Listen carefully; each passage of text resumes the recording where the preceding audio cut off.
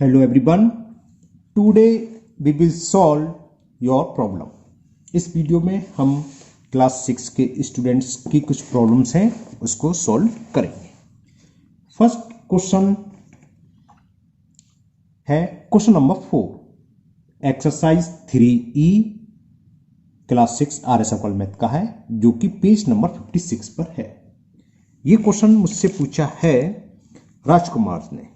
तो राजकुमार जी आप देखिए क्वेश्चन, आपने लिखा है ये क्वेश्चन मुझे बहुत टफ लगा कि n की वैल्यू 1 कैसे आई, है ना। तो ध्यान से आप समझिए दोबारा से। क्वेश्चन ये है, find a whole number n such that n divided n is equal n।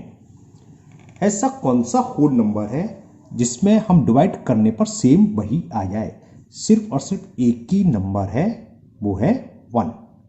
इस तरह से आंसर आया था। हो सकता है, मुझे पता नहीं, मैंने वीडियो देखनी कैसे समझाया था, तो मैं इसको एक दूसरे तरीके से समझाता हूं, क्योंकि जब आपको ये बात समझ में नहीं तो दूसरा तरीका लीजिए। और हो सकता है मैंने पहले भी ऐसे समझाया, पता नहीं है ना, तो चलो रखते हैं। देखो, डिवाइड का मतलब क्या होता है, इनटू कर दें और इसका रेसिप्रोकल, ये तो आप जानते हैं। तो n डिवाइडेड n का मतलब n into 1/n is equal n।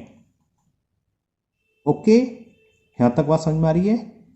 अब आप एक तरीका कर सकते हैं, n से n कैंसिल कर दो तो n की वैल्यू आ गई 1। लेकिन जो मैथ होती है इक्वेशन में, उसी हिसाब से करता हूं। n को ले जाएंगे हम सामने, n इंटू n, तो ये क्या हो गया, n is equal to n into n क्या होता है, n स्क्वायर होता है ना। अब हम इसको ट्रांसफर कर दें, n स्क्वायर को हम लेफ्ट हैंड साइड में ले आते हैं, तो क्या हो जाएगा, n minus n square is equal 0। Right hand side को जब लेफ्ट हैंड साइड में तो 0 हो गया, और प्लस n स्क्वायर जब लेफ्ट हैंड साइड में लगे तो माइनस का n स्क्वायर। अब यहां थोड़ा सा आपको समझना, फैक्टर होते हैं, शायद 6 में फैक्टर नहीं है ना, 7 या 8 से आते हैं। इसमें से हम n कॉमन लेंगे, n कॉमन ले लिया, या दूसरे शब्दों में हम n से बोथ साइड डिवाइड कर दें, आप ये समझ लीजिए। तो n 1 minus n is equal to 0, है ना। इसमें क्या होता है, एक बार ये 0 होता है, एक बार ये 0 होता है, इंटू की जितनी भी संख्या है। देखो, दो नंबर का प्रोडक्ट 0 कब होता है, कहीं समझाने के बता रहे हैं। a इंटू बी की वैल्यू 0 है, तो कब आएगी, या तो a की वैल्यू 0 हो, है ना, जैसे a मान लो 0, b की वैल्यू कुछ भी हो तो 0 आ गया, या फिर b की वैल्यू 0 हो तब भी 0 आ गया, या दोनों ही 0 हो। तो ये कंडीशन बनती है कि पहला नंबर 0 हो सकता है। तो पहली कंडीशन, दिस इंप्लाइज, इस n के लिए ले रहे हैं कि n इज इक्वल टू 0, एक कंडीशन ही बनी। और दूसरी बनेगी कि ये वाला नंबर 0, जैसे a इंटू बी में बताया था, ये तो a 0 होगा या b 0। तो मान लें b की जगह 1 माइनस n, और दिस इंप्लाइज कि 1 माइनस n इक्वल टू 0, इससे 1 इक्वल टू क्या आ गया, n। तो n की वैल्यू आ गई 1, तो इट इज द आंसर। लेकिन अब ये है कि ये क्यों नहीं लिया, तो ये भी समझ लो। जब n इक्वल टू 0 है, when n is equal to 0, तो उसको सेटिस्फाई करो, इसमें रख के देखो, 0 डिवाइडेड 0 हो गया, 0/0। ये मैथ में कोई भी फॉर्म नहीं होती, कौन सी, 0 डिवाइडेड 0, ये कहलाती है अनडिफाइंड फॉर्म, इसलिए ये पॉसिबल नहीं है। n इक्वल टू 0 इस क्वेश्चन में, क्योंकि जो कंडीशन दे रखी है, इट इज नॉट पॉसिबल। तो एक ही कंडीशन बनी कि n is equal to 1, so answer is 1। Okay, आपके लिए, क्योंकि 6 क्लास है, अगर आपको ये नहीं समझ में आता फैक्टर वाला पोर्शन, तो एक तरीका ये था कि इसका मतलब ये हो गया, n से n कैंसिल हो गया सीधा, तो n इज इक्वल आ गया 1, n की वैल्यू आ गई 1। क्लियर, आप भी समझ लिए, लेकिन आना चाहिए पूरा, मैंने पूरा मेथड समझाया कि इस तरीके से ये n की वैल्यू 1 आई। 0 क्यों नहीं हुआ, क्योंकि जब हमने वैल्यू पुट करी 0 डिवाइडेड बाई 0 इक्वल टू 0, लेकिन 0/0 ये कहलाती है अनडिफाइंड फॉर्म। ओके, तो राजकुमार, मुझे उम्मीद है आपको ये अच्छे से समझ में आ गया होगा। अब नेक्स्ट क्वेश्चन है क्वेश्चन नंबर 11, एक्सरसाइज 10A, जो कि पेज नंबर 152 पर दे रखा है, वो भी क्लास 6 RS अग्रवाल का है। ये क्वेश्चन मुझसे पूछा है नैना सिंह ने, है ना। तो नैना बेटा आप देखो कैसे होगा ये, समझिए। क्वेश्चन पढ़ लूँ मैं, क्या है। क्वेश्चन नंबर 11 है, अ 35 सेंटीमीटर लाइन सेगमेंट, एक लाइन सेगमेंट दे रखी है हमें, जिसकी लेंथ दे रखी है 35 सेंटीमीटर। इसको हमें डिवाइड करना है। Divide into two parts in the ratio 4:3। 4:3 में डिवाइड करना है, यानी कि दो पार्ट्स हैं इस तरीके से, एक का रेशो 4 तो दूसरे का 3। तो देखो कैसे होगा, जब कभी भी रेशो में दे रखी है तो हम मान लेते हैं कि दो तरीके से सवाल होता है। मैंने पता नहीं, पहले मैंने वीडियो देखा नहीं, वरना मैं देख लेता तो मैं इसको अलग तरीके से समझाता कि 4:3 में। तो फर्स्ट, इसका मतलब क्या है, इसका मतलब ये फर्स्ट पार्ट, चलो मैं इस तरीके से कर देता हूं, first part is to second part का रेशो गिवन है 4:3। जब कभी भी हमें रेशो गिवन हो तो हम एज्यूम करेंगे, लेट करेंगे कि फर्स्ट पार्ट है 4 और सेकंड है 3, इसके साथ एक वेरिएबल दोनों के साथ सेम, या तो 4x 3x, 4k 3k, 4a 3a, variable same होना चाहिए। वही मैं करता हूं, let first part is 4x, ये लेंथ सेंटीमीटर में दे रखी है तो सेंटीमीटर, मीटर होती तो मीटर लिख देता मैं, and second part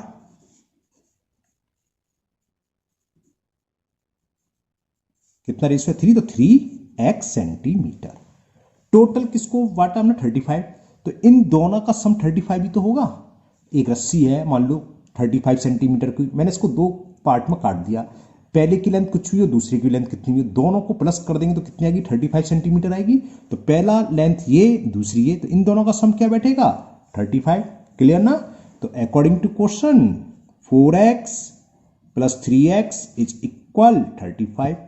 4x plus 3x कितने हो गए 7x, 7x इक्वल टू 35, इससे x की वैल्यू निकलाई 35/7, तो 7 बन जा 7 5 जा, तो x की वैल्यू आ गई 5। फाइंड क्या करना था हमें, find the length of each part, दोनों पार्ट की लेंथ फाइंड करनी थी। फर्स्ट पार्ट की वैल्यू क्या 4x, x की वैल्यू पुट कर दो, तो लेंथ ऑफ फर्स्ट पार्ट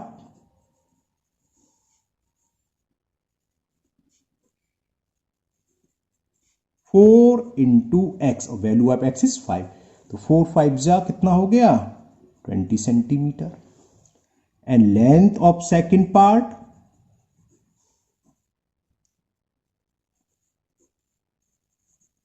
कितनी थी, वो थी 3x, ये रही 3 है, सेकेंड पार्ट 3x है, तो 3 इंटू 5 कितना हो गया 15 सेंटीमीटर।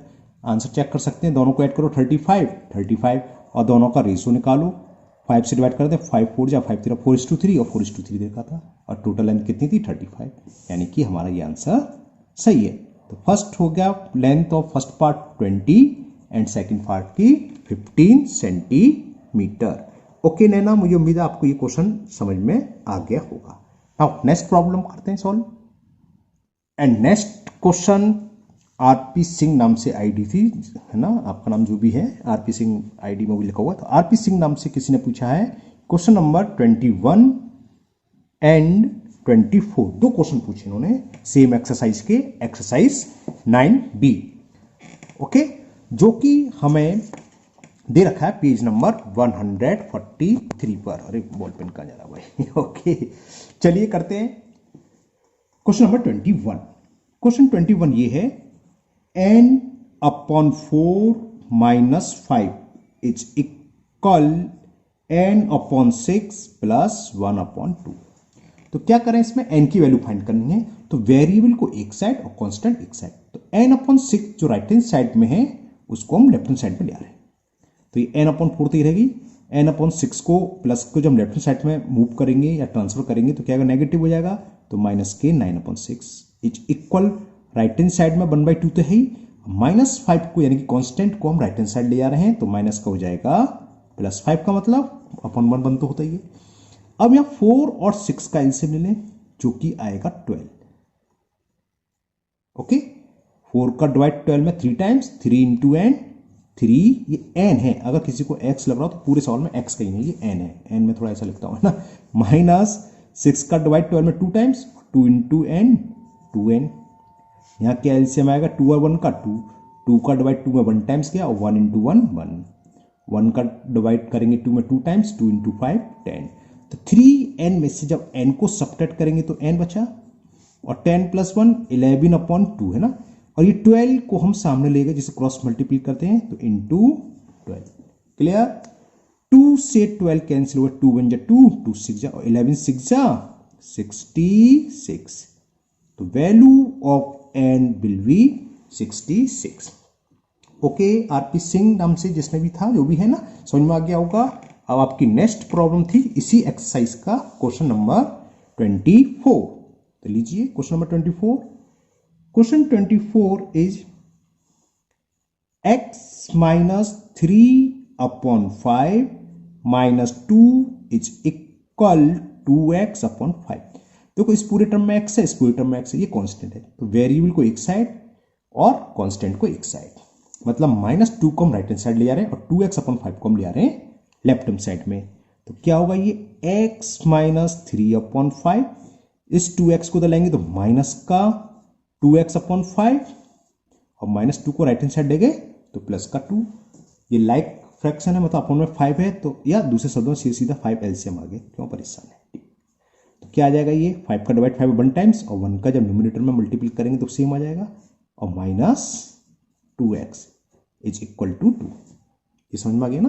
5 का डिवाइड 5 में जब डिनोमिनेटर सेम होते हैं तो ऊपर न्यूमरेटर ये आया था सेम का सेम, तो आप जानते हैं। अब x में से जब 2x सेपरेट करेंगे तो 1 में से 2 जाएंगे तो माइनस के 1x, और ये -3, ये क्या हो जाएगा 2 इंटू 5 क्रॉस मल्टीपल, 5 का मल्टीपल इसमें होगा, है ना।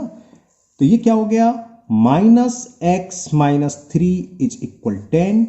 तो -x इज 10 प्लस 3, -3 को इधर लिया तो प्लस के 3, तो -x is equal to 13। Minus से हमने बोथ साइड डिवाइड करा तो x इज इक्वल -13। ये इसका 24 का आंसर हो गया। तो ये थी आरपी सिंह की प्रॉब्लम। तो ये आरपी सिंह आपकी दोनों प्रॉब्लम सॉल्व हो गई। अब हम नेक्स्ट स्टूडेंट्स की प्रॉब्लम सॉल्व करते हैं।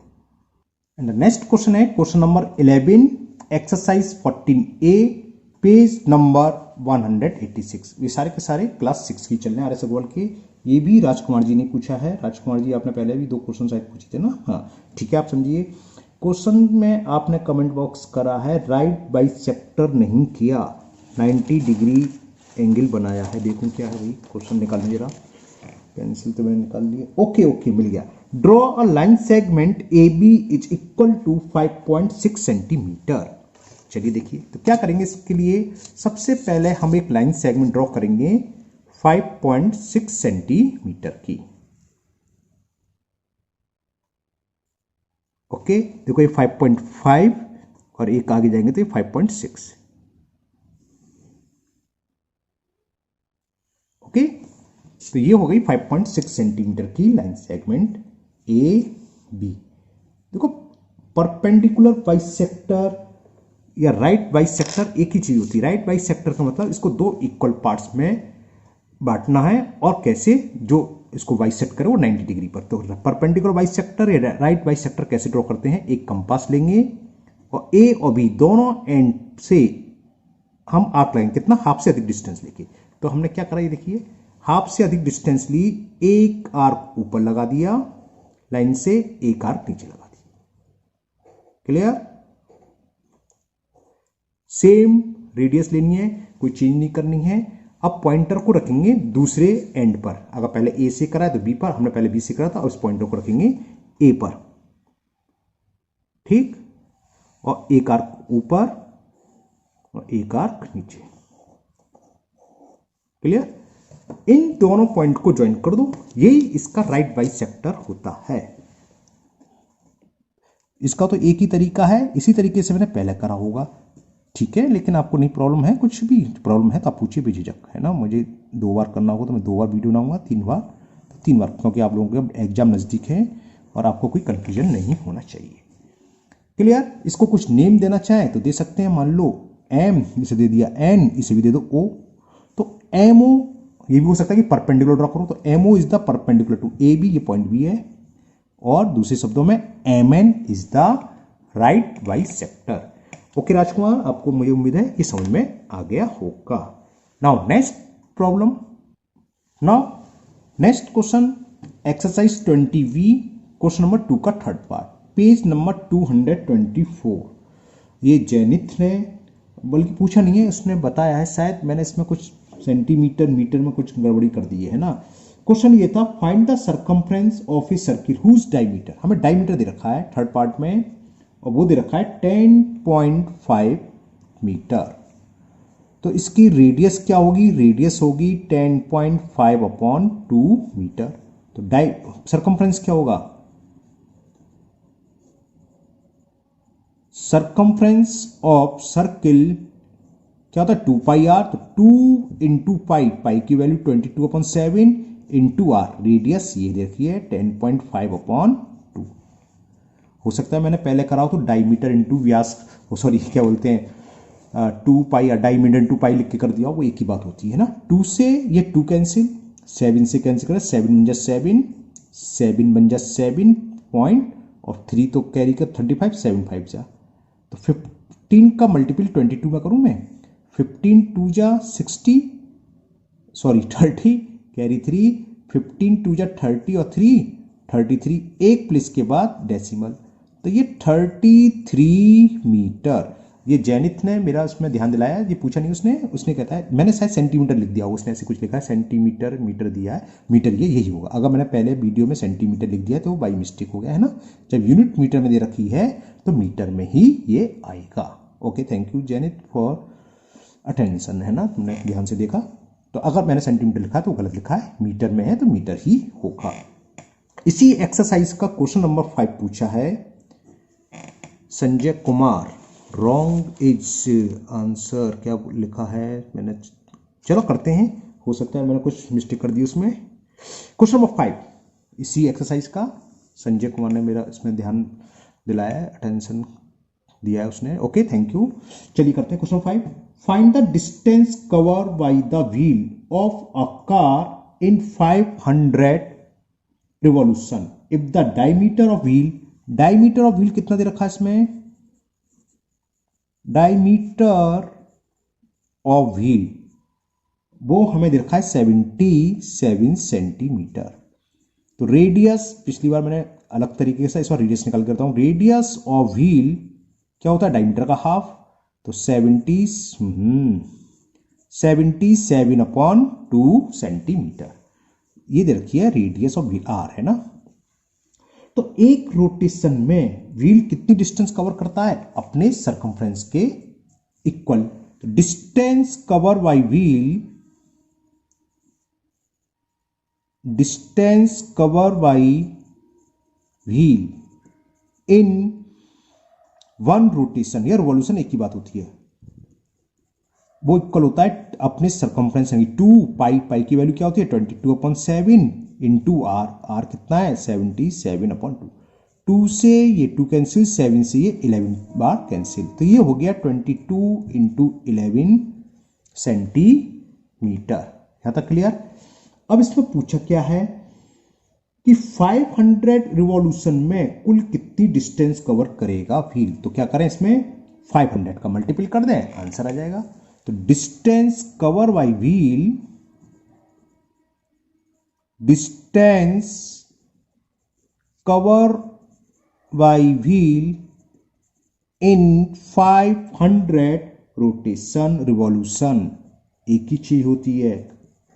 चलो इस बार रिवॉल्यूशन लिख देता हूं, क्या होगा 500 का मल्टीपल कर दें 22 इंटू 11 सेंटीमीटर, ये सेंटीमीटर में है। अगर हम सेंटीमीटर को मीटर में कन्वर्ट करें तो क्या करेंगे, 100 से डिवाइड, ये कन्वर्ट हो जाएगा मीटर में।